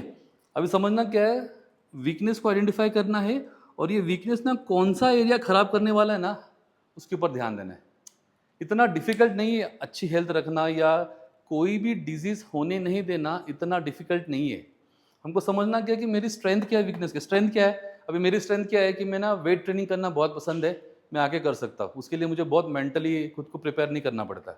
आज सोचा कल किया, है ना। तो मैं मेरे स्ट्रेंथ पे काम करूँगा। लेकिन मेरी वीकनेस क्या है, मेरी नींद है। मेरे को रात में इतने थॉट्स आते हैं अच्छे अच्छे, इतने आइडियाज आते हैं मेरे कंपनी एक्सपांड करने के लिए, ये करने के लिए, वो करने के लिए, और मैं जानता हूँ कि सुबह उठने के बाद ये छूट जाएंगे। तो मेरा मन क्या करता है, बैठो और उसको नोट करो, उसके ऊपर काम करो, रिसर्च पूरा करो, फिर सो जाओ। ऐसा दिमाग है। तो मैंने क्या किया, मैंने अपने आपको ना कुछ रूटीन बनाया है कि भाई इस समय के बाद ना मैं नहीं जागूंगा। इससे क्या हो गया, ये मेरा वीकनेस, मतलब ये मेरा अभी तक स्ट्रेंथ नहीं बना है, लेकिन मैंने उस वीकनेस को इस तरह से हैंडल किया है कि ये मेरा हेल्थ खराब नहीं करे। और फिर मैंने क्या किया, उसके साथ इसको कंपेंसेट किया बाकी एरिया से। अभी मुझे जानता हूँ कि मेरी स्लीप है ना, मेरी स्लीप है ना, ये वीकनेस है समझो। तो मैं जानता हूँ कि स्लीप का कनेक्शन ना मूवमेंट से है। तो मैंने उठने के बाद, इमीडिएटली उठने के बाद, फ्रेश होने के बाद धूप में जाना और 45 to 1 आवर है ना धूप में मूवमेंट करना, पैरों में मतलब बेयर फुट वॉक करना, सारा सनलाइट के साथ मेरा काम चालू होता है। तो उससे क्या होता है, ये सनलाइट जब मैं लेता हूँ सुबह, तो रात में सोने से पहले ना मेलाटोनिन नाम का जो हार्मोन है, जो बॉडी नींद आने के लिए बनाता है ना, वो आसानी से बनता है। तो फिर ये पूरी रात चली जाती। अगर ये मैंने चीज़ें नहीं की ना, पूरी रात में से जाग सकता हूँ। बहुत डेंजरस है, मतलब लाइफ स्पैन कम होता है उससे। आपको पता है, स्लीप अगर अच्छी नहीं, एक दिन भी स्लीप अच्छी नहीं ली तो it directly impacts life span. तो अभी करना क्या है कि ये 5 एरियाज है। अब ये 5 एरियाज को ठीक रहने के लिए लगता है एक 6th एरिया, उसको बोलते हैं बिलोंगिंगनेस। तो बिलोंगिंगनेस क्या है, ये 5 एरिया कब याद आते हैं, छूट रहे कब याद आते हैं, जब आप एक हेल्थ रिलेटेड कम्युनिटी के साथ जुड़े हुए हो। यहाँ आने के बाद याद आता है कि यार मैं एक्सरसाइज नहीं कर रही हूँ ठीक से। यहाँ आने के बाद याद आता है कि यार मैं डाइट पे काम नहीं कर रही हूँ। यहाँ आने के बाद किसी को हम सुनते हैं, हम सोचते हैं कि यार मैं तो चल नहीं रही हूँ, मैं सिर्फ एक्सरसाइज को आती हूँ और बाकी 23 घंटा में तो एक तो सोई रहती हूँ या बैठी रहती हूँ। तो एक कम्युनिटी का एक्सेस होना चाहिए उसको, हाँ, जहाँ पे आप रेगुलरली आते हो और वो आपको हेल्प करेगा सब याद दिलाने के लिए। अब ये संगीता गौड़ के, इनके साथ 1 साल हो गया, 1 साल इनके हेल्थ के ऊपर मैंने काम किया। लेकिन लोग नहीं क्या बोलते कि मैंने किया था, मैंने भी कभी डाइट किया था, ऐसे बोलते हैं लोग, सुना है ना आपने, मैंने भी डाइट किया था। तो ऐसा लोग क्यों बोलते हैं, क्योंकि वो 3 महीने के लिए करते हैं, उसको लाइफस्टाइल में उसको उसको पार्ट नहीं बनाते लाइफस्टाइल का। और दूसरा क्या होता है कि ज़िंदगी में इतने सारे ट्रिगर से छूटने के लिए, इसलिए 6th पिलर है ना बहुत ज़रूरी है। अभी वो कनेक्टेड है मुझसे भी और क्रंच के साथ भी कनेक्टेड है। तो क्या हो गया, उनको 1 साल 1.5 साल हो गया, वो उसको संभाल पा रही है। So important. तो अगर ये 5 एरिया अच्छे करने, तो एक एरिया जिसके ऊपर काम करना है वो है 6th वन। लेकिन यहाँ पे आए, मतलब अभी सुन, चैत्राली रोज आती है, डायरेक्ट अंदर जाती है, वर्कआउट करती है, बाहर जाती है, किसी से बात नहीं करती है, तो छूटने का चांस है ना बहुत ज़्यादा है। मतलब we have to have be connected. It is not about the location, it is about the people around here, है ना। तो ये एक इम्पॉर्टेंट पार्ट है। अभी ये नहीं है, जो लोग जिम नहीं आते हैं, जो अपने अपने हिसाब से करते हैं, उनको भी देखना है कि कोई तो एक कम्युनिटी है क्या, है ना। जैसे अभी क्रंच का खुद का माइक्रो कम्युनिटी का ग्रुप भी है, वहाँ पे वो लोग कुछ ना कुछ शेयर करते हैं इंपॉर्टेंट चीज़ें, और शेयर करेंगे, तो उससे क्या होगा, you will feel connected. Internet में इतनी सारी जानकारी है कि अगर आप ये जानकारी देखोगे ना तो बहुत मोटिवेटेड फील होता है, लेकिन एग्जैक्टली करना क्या है पता नहीं है। ठीक है, तो अभी मुझे बताना क्या है कि आप आपके ना सवाल पूछ सकते हो। मैं ना आपके जो फीमेल के लाइफ सीरीज है ना, तो वहाँ पे क्या होता है ना, मैं लिखने वाला हूँ, लेकिन आपको थोड़ा सोचना है।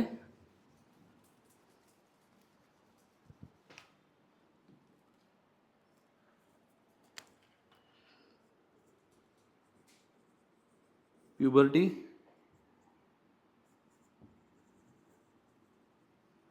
प्रेगनेंसी, लैक्टेशन एंड मेनोपॉज, ये स्टेजेस आएंगे, आप कहीं ना कहीं होगे इसके बीच। अभी करना क्या है कि अभी जो करंट स्टेज है, फॉर एग्जांपल जो भी है, तो उस करंट स्टेज में क्या तकलीफें होती है ना, उसका हम देखेंगे कि वह किस एरिया के साथ नाता है। मतलब फूड के साथ है, मूवमेंट के साथ है, टॉक्सिसिटी के साथ है, स्ट्रेस से है, या स्लीप से है। और अगर उन चीज़ों पे काम किया तो बेहतर। देखो, अगर आप, मतलब हमको ना ये थोड़ा कहीं ना कहीं शिफ्ट करना पड़ेगा हमारी सोच को, कि मुझे ना कोई टिप्स देखने के बजाय उस पिलर के लिए मैं कुछ कर रहा हूँ क्या। जनरली क्या होता है, हम सब है ना थोड़ा सा ना माइक्रोवेव मेंटालिटी से आए हैं। हम चाहते हैं कि बाबा मुझे कोई दवाई बोलो यार, मेरा ये ठीक हो जाए, एक गोली बताओ ठीक हो जाए। ऐसा कोई गोली है ही नहीं। अगर वो गोली होता तो इतना बड़ा पैसा डाल के जिम डालने की जरूरत ही नहीं थी, गोली ही बेचते थे हम लोग। सोच के देखिए। बीच में कुछ समय पहले, मतलब 10 साल पहले की बात है, मुझे याद है, बहुत सारे लोग सुबह उठने के बाद ना गुनगुना पानी लेके उसमें हनी थोड़ा नींबू डाल के ना कि फैट लॉस होगा करके कितने साल लोग ले रहे थे। इतना आसान होता तो फिर क्या है लाइफ, तो फिर मज़ा नहीं आएगा। फिर इतना आसान नहीं है, समझना है। जो चीज़ आपको पता नहीं है वो तो सबसे ज़्यादा डिफिकल्ट होने वाली है। जैसे फॉर एग्जांपल अभी कौन से प्रॉब्लम है और किसके साथ कनेक्शन है। अभी प्यूबर्टी में क्या प्रॉब्लम आते हैं, सबसे पहला क्या होता है कि पीसीओएस का प्रॉब्लम होता है, मतलब पीरियड्स रेगुलरली आते नहीं है। आपको समझना क्या है कि फीमेल का जो हार्मोनल साइकिल है ना, उसको रिसेट होने के लिए 1 महीना लगता है, मतलब 28 डेज लगता है। जेंट्स का रोज होता है। आज रात को मैं जाके सो गया, सुबह उठा, रिसेट। ऐसा बनाया भगवान ने, है ना। तो फिर अभी ये अगर रिसेट होने के लिए 28 डेज लगता है तो हमको बहुत डिफिकल्ट जाता है कुछ रिपेयर करने के लिए। देखो एक दिन में चीज़ रिसेट होती है ना, जैसे मोबाइल का, अगर आपका मोबाइल ठीक से चल नहीं रहा है तो क्या करते हैं हम लोग, ऑफ करते ऑन करते, रिसेट। कितना आसान है, फीमेल बॉडी के लिए नहीं है आसान, इसे समझना है। तो अभी करना क्या है, चलो ये अगर प्यूबर्टी में पीरियड्स रेगुलरली आ नहीं रहे हैं तो इसका कनेक्शन किससे है, ओवरीज से है। ओवरीज क्या करते हैं, जो एग्स है ना उसको जो डिस्पोज ऑफ करना है एवरी 20 डेज करेगा। तो ओवरीज का हेल्थ का कनेक्शन किससे है, फिर आपके इंसुलिन से है। तो अगर जो जो तकलीफें है ना डायबिटीज से होती है ना, वही वही रूट कॉज पीसीओएस के लिए भी काम करता है। सो अगर हाई बीपी, डायबिटीज और पीसीओडी या पीसीओएस, ये तीनों का रूट कॉज है इंसुलिन रेजिस्टेंस। तो इंसुलिन रेजिस्टेंस किससे अच्छा होता है, राइट फूड खाने से। फूड ही ज़्यादा सबसे बड़ा ट्रिगर है। मतलब आपके खाने में अगर सारा कार्बोहाइड्रेट्स, मतलब ऐसी चीज़ें खा रहे हैं जिससे इंसुलिन बढ़ते रहता है, तो क्या होगा, इंसुलिन रेजिस्टेंस बढ़ेगा। तो ये एक चीज़ है जो ट्रिगर करती है इन चीज़ों को। तो इस पे काम करना है। तो सबसे स्टैंडर्ड तरीका क्या, मतलब आज अभी कस्टमाइज तो नहीं कर सकता मैं सबकी हेल्थ, लेकिन एक स्टैंडर्ड फ्रेमवर्क दे सकता हूँ जो आप फॉलो कर सकते हो और बेहतर हो सकती है। तो कोई भी जब खाना लेते हो ना, उसको 4 भाग में डिवाइड करना है। एक पार्ट क्या रखना है, 25% आपका वेजीज रखना है। तो वेजीज में बोलो तो वो मूंग, मटकी, हाँ स्प्राउट्स या फिर लेग्यूम्स बोलते हैं उसको जनरली। तो उसको सब्जी में नहीं गिनना है। सब्जी मतलब क्या है, सारे हरे पत्तेदार सब्जियाँ, सारे हरे फल सब्जियाँ, और cabbage, cauliflower, broccoli, lettuce, iceberg वगैरह ये सारे सब्जियों में आते हैं। वो जो दाने दाने वाले होते हैं ना, वो सब्जियों में आते ही नहीं है। वो अभी इंसानों ने लाया है ये। मतलब जब आयुर्वेदा साइंस लिखा था ना, तो उसमें इसका कहीं पे भी नाम नहीं है। ठीक है। तो एक पार्ट क्या होना चाहिए, वेजिस। दूसरा पार्ट क्या होना चाहिए, सैलेड्स। सैलेड्स मतलब क्या, कैरेट्स आएगा, कुकुम्बर आएगा, रेडिश आएगा, लेट्यूस आएगा, है ना। एक पार्ट सैलेड चाहिए। तीसरा पार्ट क्या चाहिए, आपका प्रोटीन चाहिए। वेजिटेरियन हो तो प्रोटीन क्या सोर्स है, लेकिन पनीर तो आजकल इतना डेंजरस मिल रहा है कि गट खराब हो जाएगा, फिर इन्फ्लेमेशन बढ़ जाएगा। तो सबसे बढ़िया तरीका क्या है, एक तो वेजिटेरियन है तो थोड़ा पढ़ाई करके अंडा वेजिटेरियन है ये समझना है और अंडा खाना है। अगर लगता है कि नहीं करना ही है तो प्रोटीन पाउडर ही एक तरीका है। फिर हम लोगों ने सुना है कि वो नहीं क्या, स्प्राउट्स खाने से प्रोटीन्स मिलता है ना। सच में अगर मिलता था तो फिर हम लोग स्प्राउट से ही प्रोटीन पाउडर बनाते थे। ऐसा नहीं है। अभी जो वहाँ पे प्रोटीन पाउडर का मैन्युफैक्चरिंग प्लांट डाले है, जो वो सारा प्रोडक्ट डिज़ाइन कर रहा है, उसको पता नहीं है क्या, वो तो ज़्यादा रिसर्चर है। क्यों नहीं बनाया स्प्राउट से, क्योंकि स्प्राउट्स में कोई भी प्रोटीन सोर्स होता है ना, उसमें 2 कैटेगरी होता है, एक फर्स्ट क्लास और एक सेकंड क्लास होता है। फर्स्ट क्लास मतलब क्या है, जो 9 अमीनो एसिड जो बॉडी को चाहिए, हमारी बॉडी बनाती नहीं है, वो अगर एक ही फूड में हो तो उसको बोलते हैं फर्स्ट क्लास प्रोटीन। और बाकी सारे जो है वो सेकंड क्लास है। तो अभी फर्स्ट क्लास में अंडा आता है, पनीर आता है, चिकन, मटन, फिश सब आता है। सेकंड क्लास में फिर बाकी जहाँ पर भी आपको लगता है ना कि इसमें थोड़ा प्रोटीन है, वो सारा सेकंड क्लास में आता है, इवन सोयाबीन, है ना। और हमको देखना है कि अगर प्रोटीन जब बोलते हैं तो उसमें सिर्फ प्रोटीन होना चाहिए। अगर प्रोटीन के अलावा कुछ है, इसका मतलब प्रोटीन नहीं है वो। तो अभी हम जो भी स्प्राउट्स या बाकी की चीज़ हम देखते हैं, तो उसमें 60 ग्राम्स, उसमें 100 ग्राम अगर लेते हैं तो 60 ग्राम्स क्या होता है, उसमें कार्बोहाइड्रेट होता है। प्रोटीन कितने होते हैं उसमें, 9 के बजाय 2 अमीनो एसिड, 3 अमीनो एसिड होते हैं। हाँ, ये थोड़ा 2 चीज़ें कंबाइन करके थोड़ा अच्छा बन सकता है, लेकिन कार्ब्स आएगा और कार्ब्स आपके इंसुलिन को स्पाइक करेगा। एक ज़माना था, आप लोगों ने बचपन में खाया ना दाल चावल, कुछ हुआ नहीं हुआ तभी, है ना, लेकिन तब से खा रहा है ना, वो अभी जमा हो गया है। इंसुलिन रेजिस्टेंस ऐसे ही बनता है ना। हमने बचपन में क्या खाया है, आजकल तो मैं देखता हूँ कि बच्चे जब पैदा होते हैं 6 महीने के बाद जब माँ का दूध पीना, जब नहीं कि वो लोग चाहते कि और कुछ बाहर का खाए, जनरली वो जो फार्मूला में है ना, तो फैरेक्स आता है, सेरेलैक आता है, चीज़ें, ये सारे कार्ब्स है, ये सारे इंसुलिन स्पाइक करते हैं, है ना। आपको समझना है कि दुनिया ना बहुत अजीब तरीके से चल रही है। ये ना किताब है, बहुत पॉपुलर है ये भी, द वैक्सीन क्राइम रिपोर्ट, एक डॉक्टर ने लिखी है। इसमें बताया गया है कि बच्चों को जो वैक्सीन्स देते हैं ना, उन वैक्सीन्स में स्नेक वेनम, लिजर्ड वेनम और ऐसी चीज़ें डाले हैं ताकि इनफर्टिलिटी की प्रॉब्लम हो, ऑटोइम्यून प्रॉब्लम हो, ताकि लोग इसको लेने के बाद आगे चल के ज़िंदगी में दवाई लेते रहे, इसलिए बनाया है वैक्सीन्स। लेकिन अगर हमको पता नहीं है तो हम तो सब देते करके हम देने वाले। अभी दुर्भाग्य क्या है कि डॉक्टर्स को भी पता नहीं है, मतलब इसमें डॉक्टर की कोई गलती नहीं है। उन्होंने क्या सीखा है कि ये एज में ये देना है, वो जो दे रहे हैं उसमें क्या है उनको भी पता नहीं है, वो तो फार्मा वालों का डिसीजन है। ये किताबें पढ़ने के बाद आपको वो क्लैरिटी आएगी कि बच्चों को वैक्सीन नहीं देने चाहिए।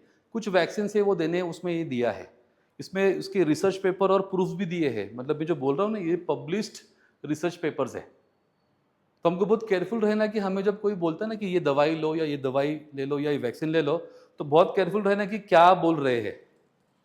सेकंड क्या है, ये किताब देखो, इस किताब में दिया है what your doctor doesn't know about nutrition medicine may be killing you. इसका मतलब क्या लिखा है, डॉक्टर ने, एमडी है, ये बोलता है कि डॉक्टरों को ना डाइट के बारे में कुछ भी पता नहीं होता है, और उनकी अगर सलाह लोगे ना डाइट के बारे में, तो वो आपके हेल्थ के लिए बहुत डेंजरस है। मेरे खुद कितने सारे, मेरे मेरे जो टीम में जो 350 कोचेस है उसमें कितने सारे डॉक्टर्स हैं, उन्होंने भी बोला है, वो स्पेशलाइज डॉक्टर है, उन्होंने 13-13 साल एक फील्ड में काम किया है, पढ़ाई की है। वो बोलते हैं हमारे किसी भी शेड्यूल में या सिलेबस में ना इसके बारे में कोई जानकारी नहीं है कि वह प्रोटीन करता क्या है। उनको जनरल पता है प्रोटीन होता है, विटामिन होता है, कार्बोहाइड्रेट होता है, ट्रेस मिनरल, इतना पता है, लेकिन ये करता क्या है, कैसे काम करता है और इन डिजीज में क्या रोल प्ले करता है, ये कुछ भी पढ़ाई नहीं है।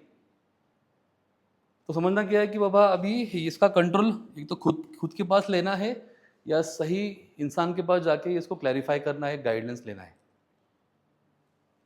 तो अभी प्यूबर्टी में अभी ओवरीज की हेल्थ अच्छी रखनी, तो ओवरीज की हेल्थ का करनी वापस ना मूवमेंट से है। देखो एक्सरसाइज जब आप करते हो ना, तो आप ना मसल और बोन को ना ट्रिगर कर रहे हो स्ट्रेंथ बढ़ाने के लिए।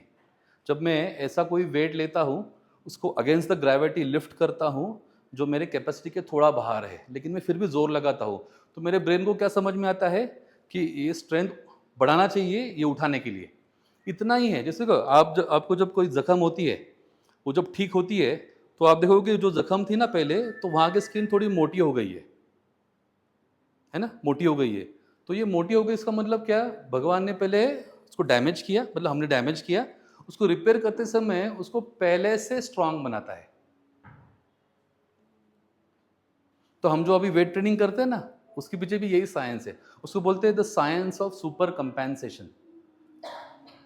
साइंस ऑफ सुपर कंपेंसेशन क्या है कि पहले हम डैमेज करते हैं वेट से, और उसको प्रोटीन और नींद अच्छी देके, डाइट अच्छा लेके उसको रिपेयर करते हैं, वो पहले से स्ट्रांग हो जाता है। तो जितना मैं डैमेज दूंगा उतना स्ट्रांग बनने का मुझे मौका मिलता है। तो ये एक अच्छा तरीका है, लेकिन इसके साथ हमने मूवमेंट करना बंद किया ना, बहुत बार तो ऐसी फीलिंग आती है। अभी मैं तो basically I am a very good advocate for weight training. Weight training पसंद है। तो मैं एक ज़माना था जब कोई चलता है, वॉकिंग करता है ना, मुझे लगता है क्या यार टाइम पास कर रहा है, क्या होने वाला है उससे। लेकिन जब कुछ साल पढ़ाई की, समझ में आ गया, तब समझ में आ गया कि हमारे बॉडी के लिए मूवमेंट भी ज़रूरी है और स्ट्रेंथ भी ज़रूरी है। मूवमेंट हमारा एक फाउंडेशन है। आपका मूवमेंट करके भी बहुत सारी चीज़ें यहाँ पे इंप्रूवमेंट हो सकती है। कितना करना चाहिए, एटलीस्ट 7000 स्टेप्स डेली। सुबह किया तो बहुत अच्छा है, तो मूवमेंट से इंप्रूव हो गया। टॉक्सिटी, इसका तो डायरेक्ट कनेक्शन है, ओवरी का कनेक्शन हार्मोन से है, और हार्मोन का डायरेक्ट कनेक्शन है टॉक्सिसिटी से। हम जो सब्जियां खा रहे हैं उसके ऊपर जो केमिकल्स है, वो अगर निकाल नहीं पाए, ये बॉडी में जाएगा तो एंडोक्रिन डिस्टर्ब करते हैं। मतलब एंडोक्रिन सिस्टम जो होता है सारे हार्मोन्स बनने का, वो डिस्टर्ब होने वाला है। तो इन सारे केस में देखा जाए तो सारा हार्मोन्स का ही खेल है। तो अभी आज वुमेन्स डे है, हम सोचते हैं कि नहीं आज कुछ तो ऐसा करें कि जिससे हेल्थ का एक नहीं क्या मतलब एक नए नज़रिए से आपके हेल्थ पे काम करना चालू करे। तो सबसे बढ़िया तरीका क्या है कि ये 5 पिलर्स पे काम करना है। अब ये 5 पिलर्स पे काम करने के लिए क्या करना है, आपको देखना है कि आप जो भी एक्टिविटी दिन भर करते हो उसमें कौन कौन सा कवर हो रहा है। अभी स्लीप को क्या करना है, पहले ना ट्रैक करना चालू करना है। अब जब तो ट्रैक नहीं करोगे ना चीज़ें इंप्रूव नहीं होती। आप है ना, आपके पास डिवाइस होना चाहिए। जैसे मेरे पास ये डिवाइस है, ये अल्ट्रा ह्यूमन नाम का एक कंपनी, उसका ये रिंग है ना। तो ये मेरे मोबाइल में डेटा देता है सारा सारा, मेरा हार्ट रेट कितना हाई था आज और कितना लो तक गया नींद में, मेरे मूवमेंट में, मुझे कभी कॉफ़ी पीना है नहीं पीना है। ऐसा कोई ना कोई डिवाइस आपको रखना है ना। नहीं तो फिर कैसा करोगे आप ट्रैक स्लीप। मेरी स्लीप की क्वालिटी क्या है ना, मुझे सुबह ना स्कोर मिलता है। और भी स्ट्रेस बढ़ा देगा। हम्म, इससे भी स्ट्रेस बढ़ सकता है यार, हमें इतना स्लीप होना चाहिए था, नहीं हुआ है। एक्चुअली इससे स्ट्रेस नहीं बढ़ेगा, इससे ना आपको किस पे काम करना है पता तो चलेगा ना। नहीं तो फिर आप तो बोलते हैं ना उसको ब्रशिंग अंडर द कारपेट हो जाएगा। मतलब आपको पता ही नहीं अंदर क्या चल रहा है और आपको लग रहा है कि चेक नहीं किया इसलिए सब ठीक लग रहा है, वो भी डेंजरस है। कंटिन्यूअसली मॉनिटर करना। मतलब डेली एक बार सुबह देखना है कि नींद कैसी थी, और फिर अब एक बार समझ में आ गया कि बाबा मेरी आज का जो नींद का स्कोर है, मतलब कल रात में जो सोया था वो खराब है, तो आज क्या करना है, आज सारे वो चीज़ें करने हैं जो आपको पता है नींद अच्छी होने के लिए। आज अगर आपको लग रहा है कि पिछले 4 दिनों से नींद खराब हो रही है, तो आपको समझ में आता है कि कुछ तो गड़बड़ हो रही है। शायद मुझे सोने का टाइम बदलना है, सोने से पहले जो एक्टिविटी करते हैं उससे उससे भी बहुत फ़र्क पड़ता है। अभी क्या हो गया, ये वाइट लाइट्स हो ना, अभी सबके घर में वाइट लाइट्स है। ये वाइट लाइट है ना, जब आंखों पे आती है ना, तो हमारे ब्रेन को क्या लगता है कि दिन हो गया है। तो दिन होता है तो कॉर्टिजोल ज़्यादा बनता है। कॉर्टिजोल एक स्ट्रेस हार्मोन है। तो रात में सोच के देखिए कि हमारे घर में तो यही लाइट है। शाम को 7 बजे से हम लोग, 7 भी नहीं, आजकल 6 बजे लगानी पड़ती लाइट, है ना। तो 6 बजे से लेके मेरे आंखों पे आ रहा है, मेरे ब्रेन को क्या मैसेज आ रहा है, दिन हो गया है, दिन हो गया है। अभी रात को 2:30 बजे सोने के लिए जाऊंगा तो बॉडी मेरा मेलाटोनिन हार्मोन बनाएगा नहीं जिससे नींद आती है। उसको क्या लग रहा है, दिन है, दिन है। तो फिर क्या करना पड़ेगा, अगर आपने कैलकुलेट किया किसी भी डिवाइस से, तो रात को क्या करना है, आपके घर में ना जहाँ पे बेडरूम होता है ना, तो उसमें एटलीस्ट 2 जगह पे ना वो इनकैंडिसेंट बल्ब मिलता है, जिससे ना येलो कलर की लाइट आती है, रेड कलर की लाइट आती है, वो लगानी है। थोड़ा डिम करना है। हाँ, अगर 10:30 बजे सोना है तो 9:30 बजे ऐसा लगा के कुछ किताबें पढ़ने हैं, गाने सुनने हैं। जो पहले वाला माहौल था ना बचपन में तो कैसा था कि लाइट नहीं थी ना, 7 बजे लाइट चली गई तो और काम क्या था। DD1 था, मेरे बचपन में तो DD1 था सिर्फ। उस पर भी क्या रोज दिन भर कुछ चलता नहीं था। मतलब अगर ये कुछ नहीं तो आदमी को एक ही ऑप्शन था, सोना, है ना। तो फिर वो हमको लाना पड़ेगा वापस। If we want to stay healthy, हमको कुछ चीज़ें ना हमारे पहले जैसे अडॉप्ट करनी पड़ेगी, है ना। दूसरा क्या है कि बाबा हम लोग अभी ना we are very much expose to blue light. तो आईपैड्स, आईफोन्स, लैपटॉप, ये थोड़ा पास होते हैं ना, तो उसको ना एक समय के बाद मतलब उसको छोड़ नहीं सकते हम लोग। मैं भी नहीं छोड़ सकता। तो मैंने क्या किया है, मैंने तय किया है कि एक 10 बजे तक उसको मैक्स रखूंगा मैं। 10 बजे के बाद ऑफ। सिर्फ कॉल आया तो उठाना है, उसको देखना नहीं है। फिर क्या करूंगा, मैं फिजिकल किताब लेता हूँ और बैठता हूँ मैं। ये चेंजेस करने पड़ेंगे, है ना। फिर दिन है ना हमारे पास, ऐसा नहीं कि बाबा मैं रील नहीं देख सकता, पूरा दिन रील देख सकता हूं मैं चाहिए तो, लेकिन मैं 9 बजे 9:30 बजे बंद करूंगा मेरे हेल्थ के लिए। सेम विद क्या है, ये ट्रैक करोगे तो इंप्रूव कर पाओगे, है ना। सेकेंड है स्ट्रेस। स्ट्रेस में क्या होता है, हमारा ना ब्रीदिंग चेंज होता है। ब्रीदिंग मतलब हम लोग जब स्ट्रेसफुल होते हैं ना, तो हम लोग है ना हमारा सिंपैथेटिक नर्वस सिस्टम चालू रखते हैं, तो हमारे बॉडी में बार बार स्ट्रेस को डायग्नोस करता है। ऑफिस में रहेंगे तो ना ये मीटिंग वो मीटिंग, ये हुआ क्या वो हुआ क्या, हड़बड़ी रहती है। तो हम लोग है ना रिलैक्स फील नहीं करते। तो मैंने क्या किया है, मेरे मोबाइल में ना हर 1 घंटे का एक रिमाइंडर लगाया है, और रिमाइंडर बजते ही उस पर लिखा है मैंने, टेक 5 डीप ब्रीदिंग्स। तो बैठना है, 5 डीप ब्रीदिंग लेना है। मैं मेरे जो सिंपैथेटिक नर्वस सिस्टम है ना उसको शिफ्ट करता हूँ पैरासिम्पैथेटिक में।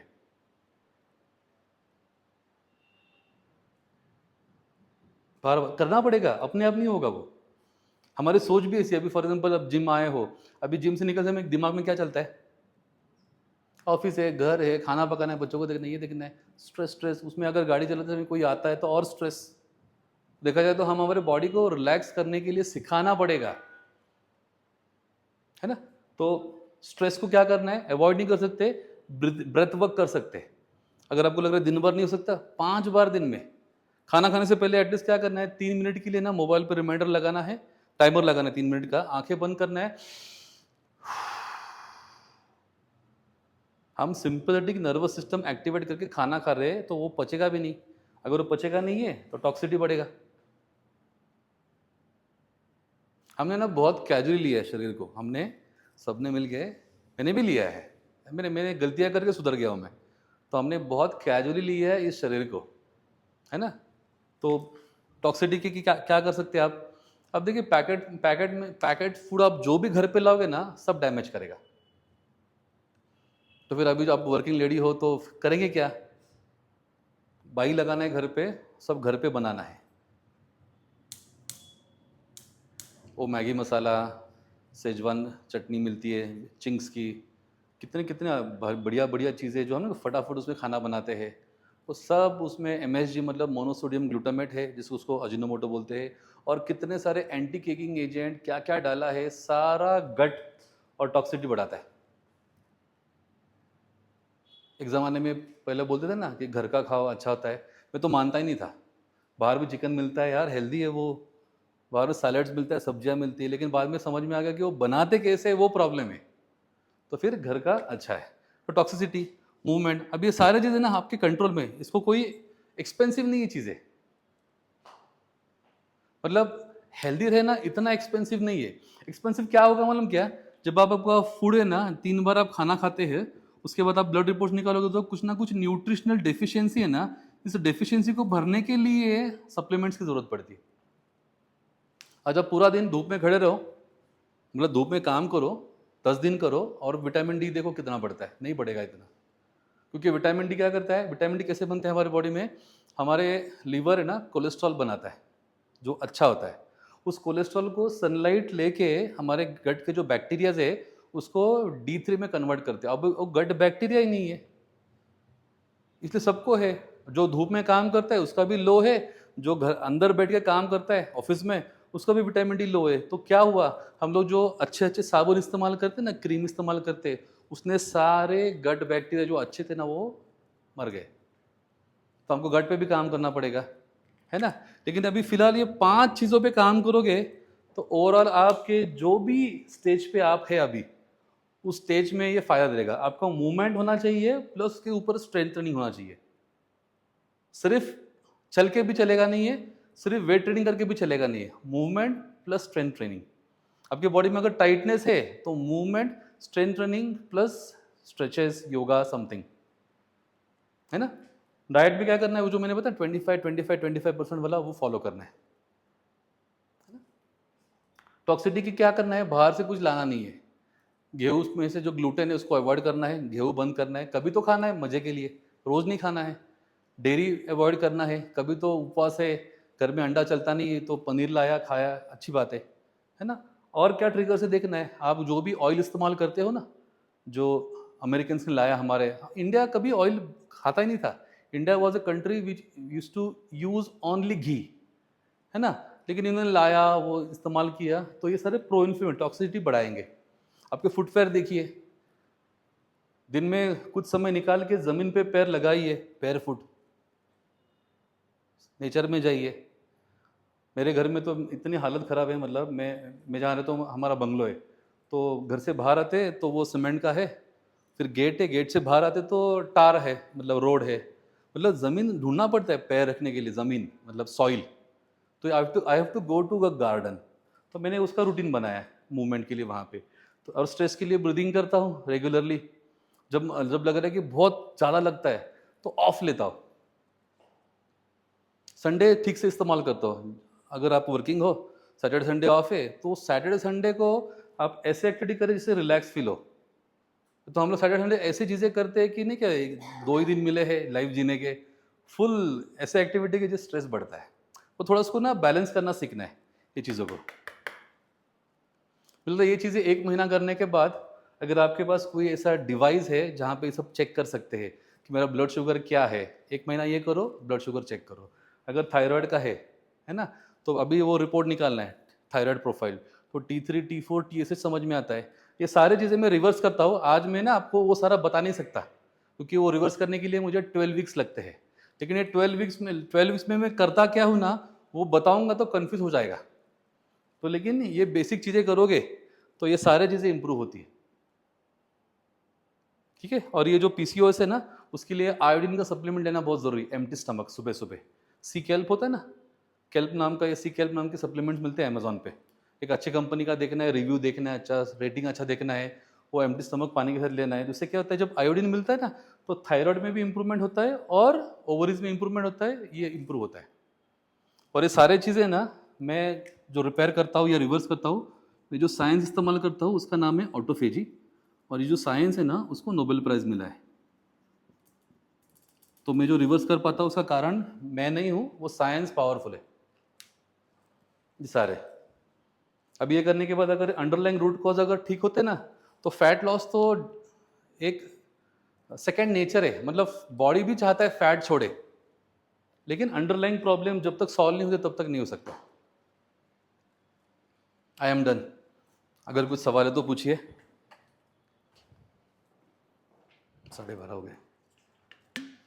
हाँ, Hi, I wanted to know the plus and minus of glutathione in the body. If it's like generating naturally, or if we take a glutathione IV drip. so basically glutathione is manufactured in the body very very efficiently. However, I talked about these five areas na, five pillars. When these things are missed, our body's capability to produce it becomes lower. So at this time people take it externally through a supplement or through a drip. Both are good. If you take it through a supplement, oral supplement, the best form is the L-glutathione or S-acetyl glutathione. These both are a very good form to body can absorb. But there might be some side effects of taking glutathione externally.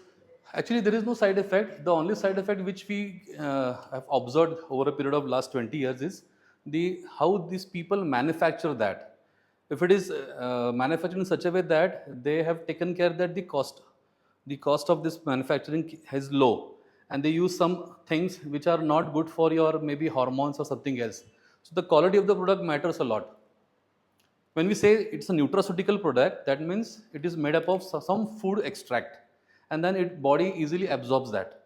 But for example, if that is manufactured through synthetically to keep the cost low, then it will harm on a long term basis.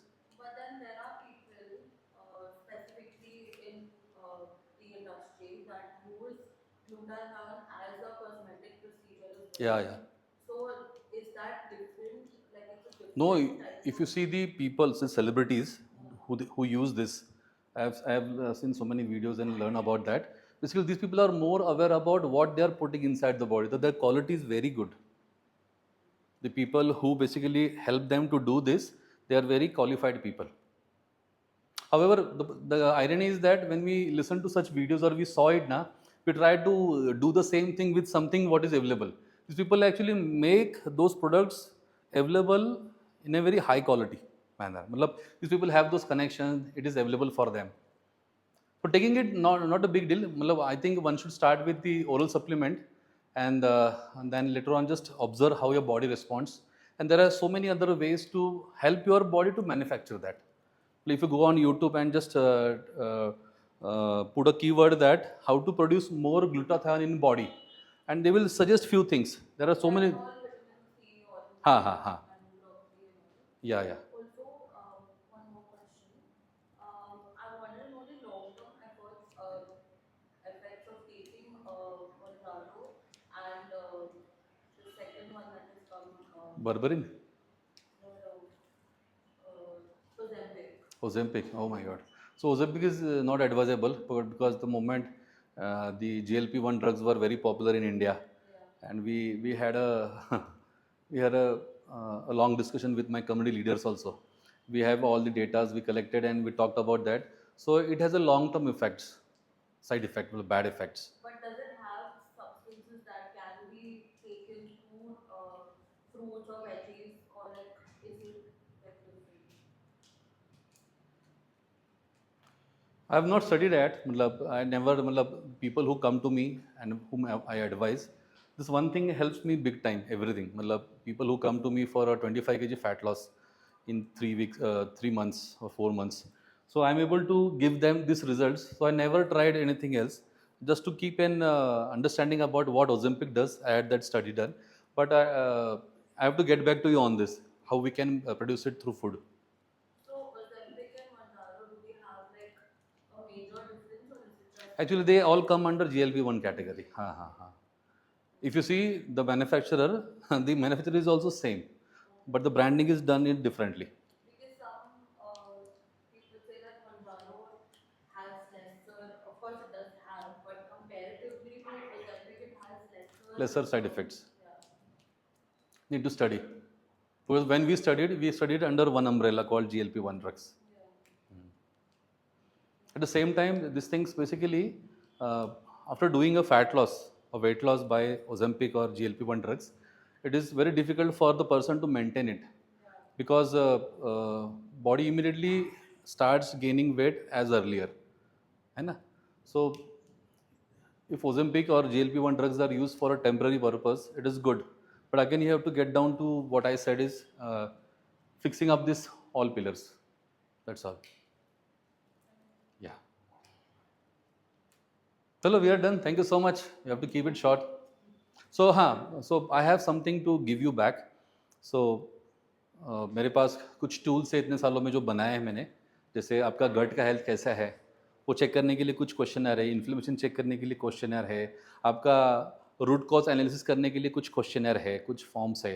तो अगर आपको ये free में करवा के लेना है तो आपको क्या करना है, इधर शीतल और गौरव सर को कांटेक्ट करना है, उनसे वो लिंक लेना है, उनको इन्फॉर्म करना है कि मुझे वो करना है. तो वो लिंक्स में भेजूंगा आपको. तो वो जो डेटा आएगा ना, वो डेटा हेल्प करते हैं आपके अंदर क्या, जैसे ब्लड रिपोर्ट्स करता है ना, वैसे ये गट के लिए कोई टेस्ट नहीं, पता है आपको?